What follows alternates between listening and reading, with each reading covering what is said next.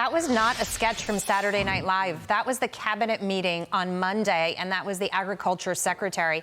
Now with us is House Budget Committee member Congressman Chip Roy, and we're so glad to have you. Before we get to some of those crazy things that Brooke Rollins was talking about, I just want to talk about this report about Planned Parenthood. The report indicates that Trump wants to freeze $20 million in federal funding because the Planned Parenthood may not be compliant with the order that it's not to be focused on DEI initiatives, that those should be rooted out. And if that's the case, in my view, they've got a very valid point if they're not complying with the policy.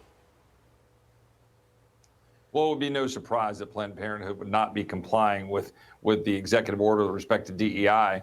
Planned Parenthood's entire existence is an anathema to what most Americans believe and support. And the president is right to do this. The administration is correct to do this. Look, remember the history of the Hyde Amendment. I'm at the House Judiciary Committee right now. The former chairman of the House Judiciary Committee, Henry Hyde. The Hyde Amendment said that no tax dollars should be going to carrying out abortions. Unfortunately, that's been being ignored for years, and money goes to Planned Parenthood, and they say it's being used for health services, but we know it's going into their large pot of money so they can carry out abortions. So the president's saying, look, we need to freeze all this, look and see how they're using it for DEI, see if it's contrary to our executive order.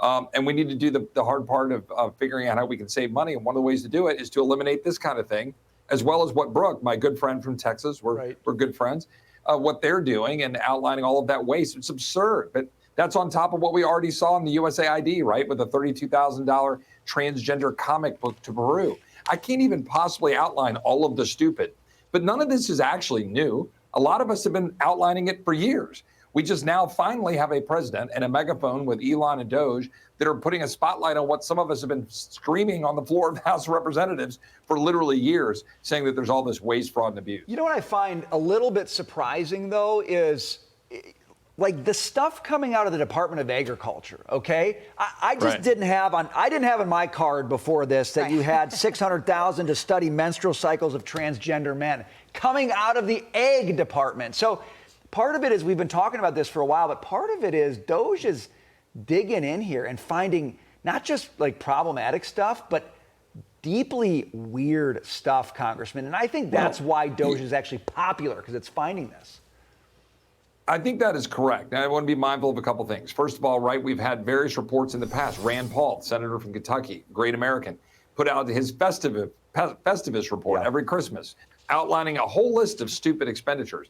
But unfortunately, so many of my colleagues, I got to be honest here, Congress is the problem. We've been funding this stuff. We've been turning a blind eye. You know, we had an amendment on the floor of the House to cut USAID funding in half a year and a half ago. My friend Eli Crane offered it. 102 Republicans voted for it. 114 Republicans voted against it. It's a new day in the swamp. President Trump is delivering. Elon is shining a spotlight on what a lot of us have been saying. Now we need to get our own religion here on Capitol Hill.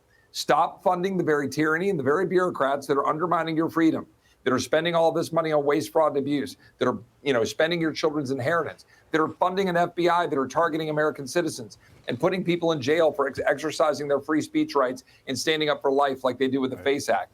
Stop funding that and borrowing $2 trillion a year, adding up debt to our children. Congress needs to look in the mirror. And let's move on to this. You've been very vocal about reining in activist judges. Speaker Johnson, we're told, is working with one of these committees that you sit on, the Judiciary Committee, about possible action. Here he is earlier today. Listen.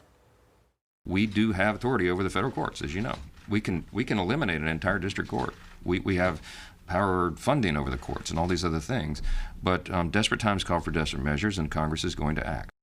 So the question is, what do you do? How do they act? Do they put some parameters to check some of these activist judges so that they can't go out of control? And before I let you answer the question, I just want to give you this. And this comes from the Harvard Law Review. They're comparing injunctions by administration. Under Obama, there were 12 federal injunctions. Trump's first term, 64. Biden, 14. Trump only through February, 15 so far. Wow. You tell me this system's fair. Yeah, well, we all knew this was going to happen. Some of us who are unfortunately experienced with the ways of the swamp. When President Trump came in to stop what was going on, contrary to the wishes of the American people, we knew judges would be the last resort. Remember, the radical progressive Democrats went to the judges to try to use lawfare to stop President Trump from being elected. Now they're trying to use lawfare and the courts to stop the will of the people. What was President Trump doing last week? He was trying to remove a couple of hundred of the nastiest, most vile, dangerous human beings in the world who had committed all sorts of heinous acts against the American people. Remember, my friend Alexis Nungre, a beautiful young 28-year-old woman in Houston, lost her daughter last summer at the hands of transgender, a violent Venezuelan gang.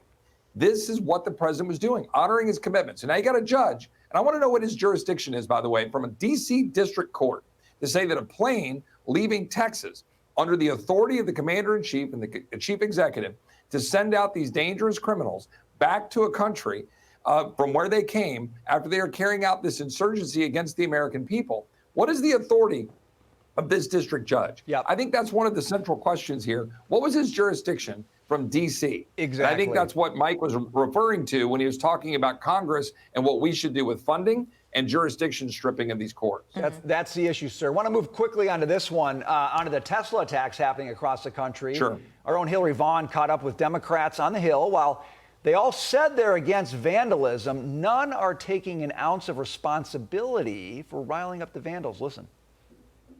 Is it the rhetoric of some Democrats when you're out at rallies saying F Elon Musk and using other profanity that, you know, kind of riles them up to do this? No, I think it's there's some people who are just prone to violence. And keep in mind, there are super extremes of both parties, or not on both sides. Does it have anything to do with the way lawmakers are talking about Elon Musk? It's not Democratic supporters. These are individuals who have nothing better to do. And you don't think Democrats have helped encourage this in any way with anything that you guys have been saying at rallies and the way you talk about Elon Musk? No, the Democrats, unlike the MAGA rioters who stormed this Capitol, beat up cops, led to their deaths, we don't condone violence. But do you think Democrats are to blame for why people are so triggered by this? Because no, absolutely not. And Congressman, just about 15 seconds. These are your colleagues. Quick reaction. Yeah, look, I live in Austin, Texas. The Tesla facility there, one of them, the showroom, had an explosive device found there. You've got Jasmine Crockett, who's got there saying, take Elon Musk down.